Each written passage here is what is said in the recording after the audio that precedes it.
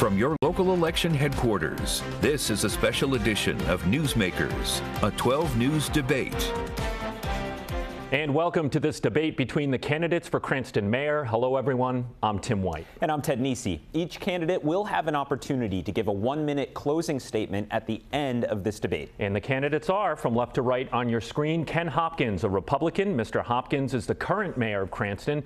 He was elected in 2020. He previously spent years as an educator in Cranston schools. And Robert Ferri, a Democrat. Mr. Ferri is a current city councilman, first elected in 2020. He was the longtime owner of the Town Hall Lanes bowling alley in Johnston. Now, candidates, as you know, there is no strict format to this debate. We're looking for an open and honest discussion of the issues. We will allow you to engage with each other, and in fact, we encourage it. But if you're taking too long or not answering the questions, we will jump in. Homelessness is an issue in many communities, including Cranston. Mr. Ferri, you opposed an ordinance proposed by your opponent that would forbid any type of shelter, permanent or temporary, on city property. Does that mean you are comfortable with homeless encampments on city land? Well, it is unfortunate that we have to deal with this homeless situation, but I feel that it's possible to deal with the situation and maintain public safety at the same time. We need to give our police force the tools they need to service the people that are homeless. We need to come up with a plan on how to service them, give them social work, give them shelters to go to, and we need to build more housing in Cranston. That's one of the things. My opponent feels that making homelessness a crime is the way to solve the problem. If you just move the homeless people from one place to another, you're not solving the problem. So we have to deal with the fact. So as mayor, would you not move homeless encampments off of city land? I'm going to bring the experts in, and I'm going to have them help me deal with the fact that we need to do this. Other cities and towns are dealing with it right now, and evidently, like Woonsocket's been fairly successful, and Central Falls has been fairly successful in taking the homeless people and servicing them and giving them more shelter and giving them places to go. So I'm going to let the experts advise me on how to solve this problem. Making it against the law to be homeless is not the answer. Mr. Hopkins, you heard your opponent there. He says you're criminalizing homelessness. In fact, you issued an executive order that essentially does what the ordinance calls for. Why did you choose not to work with the city council to come up with a unified solution to the problem rather than forcing the rule on the city with a stroke of a pen? Well, Tim, initially the problem deals with the lawlessness that comes with it. We had areas of prostitution, we had drug deals, we had homeless encampments where there were rats, there were feces of human waste. The conditions in a neighborhood or close to a school were intolerable for the people that live in that area. That's why I wanted, and I actually took the governor to one of the sites, which was on state property near our police station. But let's keep in mind that maybe my councilman here doesn't understand. We have Harrington Hall in the city of Cranston. Even though it's run by the state, it is a place for homeless people to come into. We service them from 7 o'clock at night till 7 o'clock in the morning. They get fed, they stay overnight, yet they get back onto the city, whether it's on the RIPTA bus lines or Garden City, that we have to deal with that issue as well. So it becomes a public problem for the people that live in the neighborhoods that homelessness takes place with. And believe me, I'm compassionate enough to know that I work with my police department. We have a program already in place where we have social workers go in. We go in with intent to try to get them into housing, but understand that because of some of their lawlessness, they don't want public housing. They want to be able to just go out and do their own thing.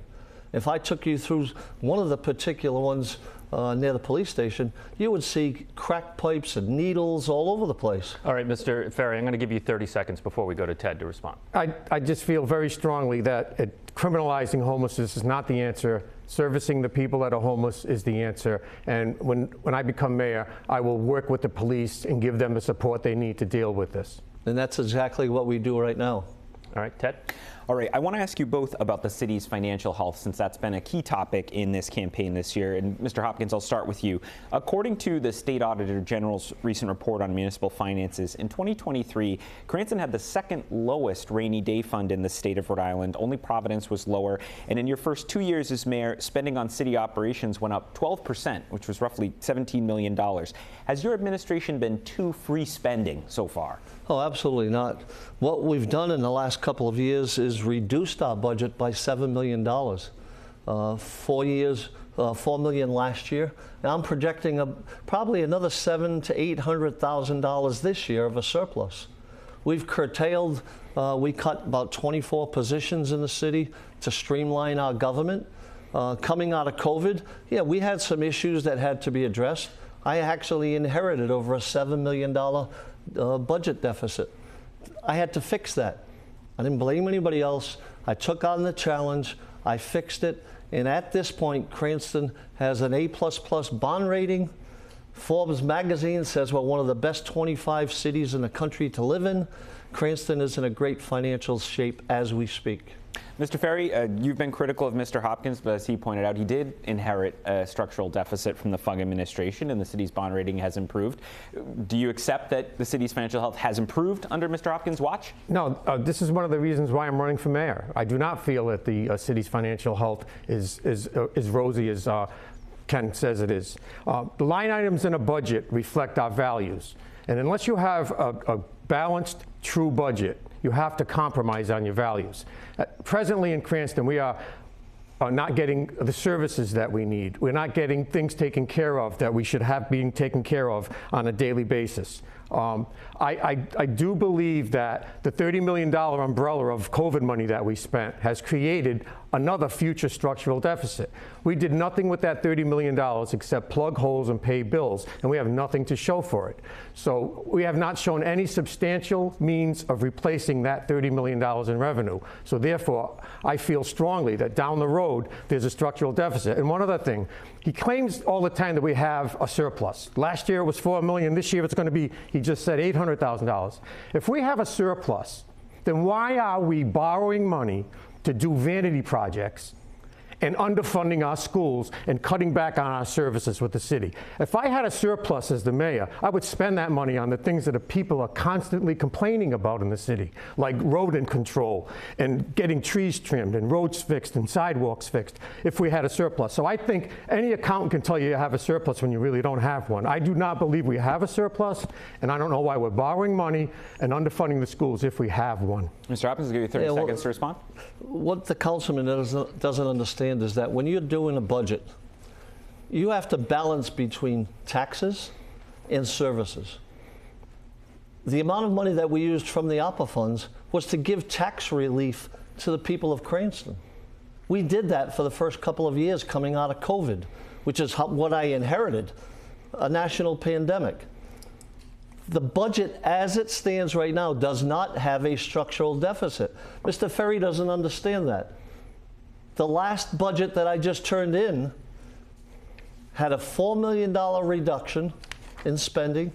We put that money into the rainy day fund, which I inherited had about $14 million in it. Now it has over $19 million in it. That's why the bond ratings are giving us such good grades. The city of Cranston financially is booming.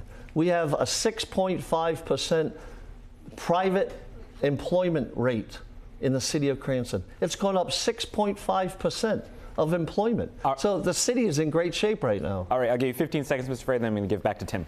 Again, if we have a surplus, why are we borrowing money and underfunding projects like giving the schools what they need, not fixing sidewalks, not taking care of the rodent problem? I do not think that the financial situation of Cranston is as good as he claims it is, and that's one of the reasons why I'm running for mayor, because I've been a businessman my entire life, and I understand a budget. Thank you, Mr. And Ferri. I'd like to address that just for one second, briefly. please. Yeah, I mean, we've spent $16 million in my 4 years for infrastructure, for new roads. The people of Cranston voted for a bond. That's not why we're borrowing money. The people approved the bond. We're building 3 brand new elementary schools with that money. None of the COVID money was used for infrastructure. Everything we've done with infrastructure in his 4 years has been borrowed money. And when you borrow $1 million today, you pay back $2. I don't think that borrowing money to do infrastructure things when we had the COVID money should have been used. Let's move on. Mr. Hopkins, this issue has loomed over the campaign for months. The car. We don't need to belabor the details as most people are familiar, but in short, David Broccoli accuses you in a lawsuit of taking a classic 1975 MG and not paying for it. Now look, you've chalked it up to politics during an election year, but just to make it perfectly clear, where is the car right now? The car is at my house, in my garage. At this moment, have you paid for the car? I have offered to pay for it all the way back through July of 2022. Mr. Broccoli refuses to accept a bill of sale and sign it so we can get the car registered, and he has refused the check. If he won't accept the payment, why don't you give the car back? Because I've put money into the car to restore it. Why would you restore it without owning the title? Well, I bought the car with a gentleman's agreement that it would be mine. He handed me the keys. I bought that car because it was the initials of my late wife, MG. That's why I bought it. I wanted to restore it in her memory. I had a gentleman's agreement with him. He handed me the keys. Then when I tried to pay for it, I found out that he owed $140,000 in back taxes and that all of his property in the city of Cranston and other parts of the state are in deplorable condition. He doesn't pay his taxes. Then he tried to extort me and use a political hit with my predecessor to try to blemish my good name. Mr. Broccoli isn't here to defend himself, so let's just kind of broaden it out and we'll wrap it up with you here, Mr. Hopkins. In hindsight, do you regret taking the car? Absolutely not, because the intent of it was to restore a car in my late wife's name. That's why I got the car in the first place. All right, Mr. Ferri, you have tried to leverage this issue politically, including as a sitting city council member where you voted to approve an independent investigation into the controversy. Would it have been more appropriate for you to abstain from voting since you are politically conflicted in this matter? The residents of Cranston deserve an honest and ethical mayor. Okay, it is unfortunate that the mayor is currently involved in a federal lawsuit. My feelings have not changed. It's a state lawsuit. It just got changed over to a federal lawsuit. Okay. This week, I heard that on the news. I think that one of three things happened with the car. He either stole the car, did a quid pro quo where he promised the guy a favor, or he just used poor judgment in his power, okay? The bottom line is one of the three things happened, okay? And we've asked him repeatedly, just explain to the residents of this city what happened. Something had to happen. You don't take a car, drive it unregistered, without a title, with a city plate on it.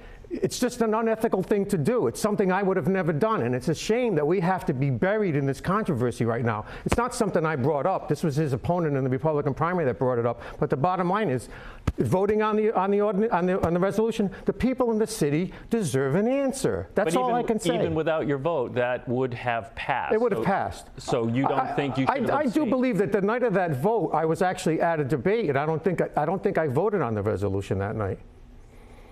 We had a debate on a Monday night when that meeting happened. Okay. News coverage suggests otherwise. Mr. Hopkins, you want to weigh in briefly? Mr. Ferri just doesn't understand the type of person that I am. When you talk about ethics, he's trying to imply that I'm an unethical person. I was an educator for 37 years. I was an administrator. I was a college coach for 40 years. If I was unethical, I never would have gotten those jobs. So I'm offended by his maybe fairy tales that he tells. He lies about the things that represent me. I'm not lying about you taking the car. I represented an Am I lying about you taking the car? Am I? Mr. Hopkins, you can... Did you take the car without a title? Mr. Ferri, we'll get to you in a moment. Mr. Hopkins? Once again, this is the temperament that we're looking at. That differentiates me from Mr. Ferri. I've got the temperament to be a mayor. Mr. Ferri would like to argue and throw out accusations. The courts will decide what happened with that car. All right, Mr. Ferri. The courts will take care of that. Final word, Mr. I just Ferri. think the people need an answer on the car. All right, well, we're going to switch from cars to light rail because the Rhode Island Public Transit Authority recently held a public meeting in Cranston to get feedback on a proposed expansion that hasn't gotten a lot of attention. They want to build a light rail system that would go from Pawtucket to Warwick, and in Cranston, the light rail would go along Route 2. They show train stops at locations like Cranston East, at Garden City, at the DMV. Mr. Ferri, I'll start with you. Do you support or oppose this idea of bringing light rail through Cranston? I support any increased means of public transportation. I think we live in a society where we don't use enough public transportation. RIPTA doesn't run enough routes because people don't use them. I think funding for this would be something I would be in favor of, and opening up the city of Cranston to as much public transportation as possible would be something that I would support 100%. Mr. Hopkins, same question. What do you think of it? Yeah, thank you, Ted. I've proposed in my 4 years as mayor to get an east-west corridor for from RIPTA. They're still looking at that. They haven't decided what they're going to do with it yet. But I agree with the councilman that we need more use of public transit. We had a problem with Providence with the previous mayor when they decided to make Roger Williams Park a one-way. And as a result, it made a major congestion for us between Broad Street and Roger Williams Park. That area now is so congested, it may take, especially in the morning when the kids are going to school, maybe a half hour to drive 2 miles. It shouldn't be that way. We're continuing to work with Mayor Smiley to possibly change that law. But I agree that we should have some light rail that goes through the city. All right, candidates, a rapid fire section now. We want to get through some topics quickly, so I'm looking for a 1 or 2 word answer here. I'll start with Mr. Hopkins and alternate the order. Mr. Hopkins, a ballot referendum in Cranston would remove the residency requirement for probate judges, meaning a probate judge in Cranston would no longer have to live in the city. Are you going to vote for or against this change to the city charter? Yeah, we don't need to change. What I'm saying is that no matter who the person is, as long as they can do the job, I really don't care where they live. So are you going to vote for or against? Against it. Mr. Ferri? I'm going to vote for it. I think we need to open up the pool to make sure we have the best possible candidates. Mr. Ferri, stick with you in the same vein. Another referendum would remove the residency requirement for city solicitor and assistant city solicitors, so Cranston's lawyers don't need to live in Cranston. Are you going to vote for or against this change to the city charter? I'm going to vote for the change because, again, I feel we need to open up the pool to have the best possible candidates to help. We need to get the most talented people to run this city. All right, Mr. Hopkins. Yeah, the most talented people that I have a vested interest because they live in the city. So I like the situation that we have right now. You're going to vote against? Yes. Okay. Mr. Hopkins, should Michael Winquist continue as the colonel of the police department? Absolutely. He's the best colonel in the state. Mr. Ferri? I have no reason to believe otherwise. All right. Mr. Ferri, final question to you. This has been litigated a lot in recent months, so very briefly, the Cranston Police Gun Range. Do you think it should stay where it is, move, or do you think the issue needs to be studied further? I do believe it needs to be studied further, but I think the solution is that it either has to be closed in or moved because it is just a hindrance to the residents in that area. So not the way it is right now? I don't think it can stay the way it is. It just isn't sustainable. And a brief follow-up here. The proposal, and it might be in use now, is to use silencers, so to speak. Does that alleviate the problem? I'd have to go there and listen before I could make a decision on that. I don't think that that's the solution. Mr. Hopkins, do you think it should stay where it is, move, or does it need further study? We can stay where it is if we do use those silencers. The state law has relaxed a little bit. I was there last week with the colonel. We used the silencers and the noise was reduced tremendously. I would like to have it enclosed, but again, we're looking at financing. All right, Ted. This is a political debate, so I want to ask you both a little about politics. And Mr. Ferri, I'm going to start with you on this round. When you were elected to the city council, you were a Republican. You even, I believe, campaigned for Mr. Hopkins at one point. Then in 2022, you switched parties and became a Democrat, and that actually flipped the majority on the council. It's no small thing in this very polarized political era to switch from Republican to Democrat. So what did you change your mind about? What made you make that change? Well, the major reason why I changed was because I did not get along with the other Republicans in Cranston. Okay, it was either vote my way or the highway. And I got tired of dealing with the fact that I couldn't vote and make my decisions based on the facts and what was best for the city of Cranston. I know that the mayor will deny that he ever pressured me to vote a certain way, but the fact of the matter is I got tired of dealing with them. And the fact that he put Matt Riley in charge of the Republican Party in Cranston, and I had to deal with Matt Riley, and we all know the outcome of that story. The bottom line was I didn't see myself getting anything done as a Republican in Cranston. I changed over to be a Democrat, and I have not regretted the decision for 1 minute. I've never once been pressured to vote or act any certain way as a Democrat in the city from the other Democrats. Here's one follow-up before I go to Mr. Hopkins. Did you support Donald Trump in 2016 and 2020? I have never voted for Donald Trump. Even when you were a Republican? Even when I was a Republican. And are you supporting Kamala Harris? I am going to vote for Kamala Harris because I believe in democracy. All right, Mr. Hopkins, first, just briefly, I asked Mr. Ferri about the presidential race. Are you voting for former President Trump this year? I'm going to vote for the endorsed Republican candidate. Which is Donald Trump. You said in a recent debate, the elected official around you admire most is actually a Democrat, Governor Dan McKee.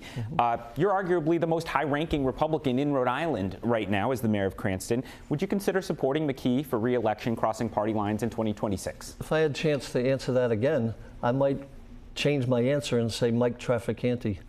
A gentleman that's 85 years old, that's been a mayor, a teacher, an administrator, a coach, and has given his life to public service. I would probably give that as a better answer. I do have to ask you about rescinding or swapping from Governor McKee, who I think you have a good relationship with Governor McKee. Absolutely, I do. Yeah, we golf together. We go out to dinner with better halves. We talk. Ted, I'm sorry. If I'm the only Republican mayor in the state, I have to work with the opposition. I have to work with the mayor. I have to work with the governors. I have to work across the aisle. And that's exactly what I have done. I tell people all the time, I'm a moderate as moderate can be, because I have to work in the best interest of the city of Cranston and the taxpayers of my city. In order to do that, I have to work with the governor. I've just recovered another $2 million bond that's coming out of Washington 10 seconds, Mr. Hopkins. to take us through phase 3 of Niceville, which my opponent totally went against. So we continue to do our infrastructure using federal money because I have a way to cross the aisle. A left turn from politics, but I do want to give you 30 seconds to respond about the Knightsville thing he mentioned there. The Knightsville thing. What the people in Cranston need to know about Knightsville is that this project is not free. It's not federal money, okay? We are borrowing between $6 and $8 million to complete the 3 phases of Knightsville. I know that some federal money has paid for part of it, but when you borrow $6 to $8 million right now to tune up one section of the city, that's about $10 to $12 million after you pay back all the interest. I was against that project as it stood, and I tried to get it reduced to something that was more affordable and use the federal money. But the mayor, this was a pet project for him. It's something that he wanted to do. I believe it's just to satisfy that section of the city, where the other parts of the city got peanuts compared to what Knightsville got. All right, we have to move on because Absolutely not true, though. There was he's misquoting the amount of money. 15 seconds. We've spent less than $3 million of city money on that project. Everything else has been federal funding. I did my homework, and we're spending between $6 and $8 million. We're borrowing between $6 and $8 million. I did my homework. I want to make sure you both have time for closing statements. So final question here. I know this topic has come up in previous debates, but we've heard a lot about this from viewers. So Mr. Hopkins, you've said that you oppose on-street overnight parking for public safety reasons, but most other communities allow it. Skeptics say this is nothing more than a revenue grab by the city, and you don't want to get rid of it because that would mean no more overnight ticketing. How do you respond? Absolutely. Tim, what I've done is worked with my Colonel Winquist. He tells me that when cars are parked on the streets in other communities, it's an opportunity for vandals. It's an opportunity for breaking and entering into the cars. There's a high increase in criminal activity when cars are parked on the streets. Just the cars that are, the police that are driving around the city have a clear vision of what's going on that street if there's no cars parked on it. The city of Cranston right now has dropped in the last 15 years. 10 seconds. It's the lowest amount of crime rate under my watch in the last 15 years. Mr. Ferri, you heard him. It's about public safety. Your response? I'm listening to the residents, and they're telling me they need more parking. Okay, so I do believe that we need to enter into a pilot program to experiment with the fact that some people just don't have enough parking spots in their driveways anymore. Households have changed. The world has changed. I support a safe streets program that helps people with parking, with pedestrians walking, with cyclists riding, and handicap accessibility. We need to pilot program an overnight parking thing and see if we can get it to work. 10 seconds. Would that pilot program be in a specific neighborhood? I think we need to pick a specific neighborhood and try it out where it's needed the most. I think Edgewood is probably the candidate because the streets are smaller and the driveways are smaller and the houses are closer together. All right, thank you, Mr. Ferri. Now each candidate will have 1 minute to give a closing statement, the order of which was drawn randomly prior to this debate. Up first, Mr. Hopkins, your 60-second closing remarks. Thank you, Channel 12 and Tim and Ted, for allowing us to do this. On Tuesday, November 5th, Cranston voters have an important decision to make. They will decide who is the best to lead this city for the next 4 years. The voters will have a clear choice as who should be their mayor. I see a Cranston in great financial shape. We are providing excellent schools with the building of 3 brand new elementary schools. I'm proud of the work we have done in protecting our neighborhoods with a great police department.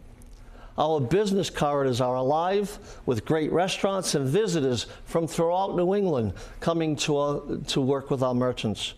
Every day I look to make Cranston an even greater community to live, work, and raise a family.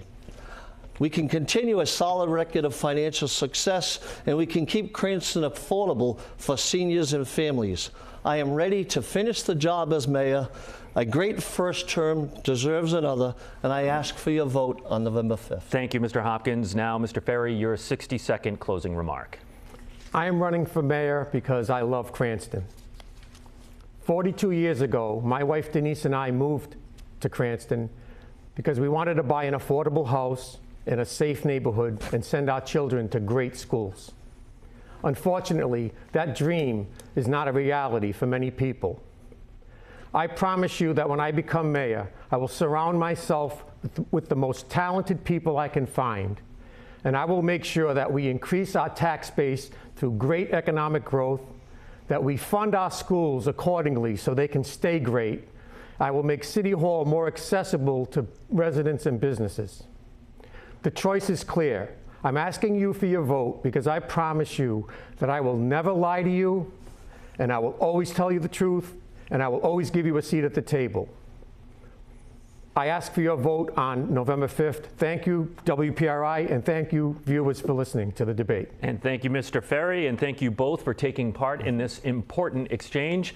A reminder, as you just heard, Election Day is November 5th. Early voting has already begun. We have everything you need to know in our voter guide, including key dates and voter information in Rhode Island and Massachusetts. You can get to it by scanning the QR code on your screen or going to WPRI.com/vote. This was our final debate of the season.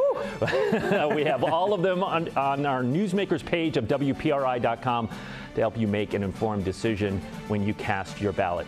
For Ted Nesi, I'm Tim White, and we'll see you next week on Newsmakers.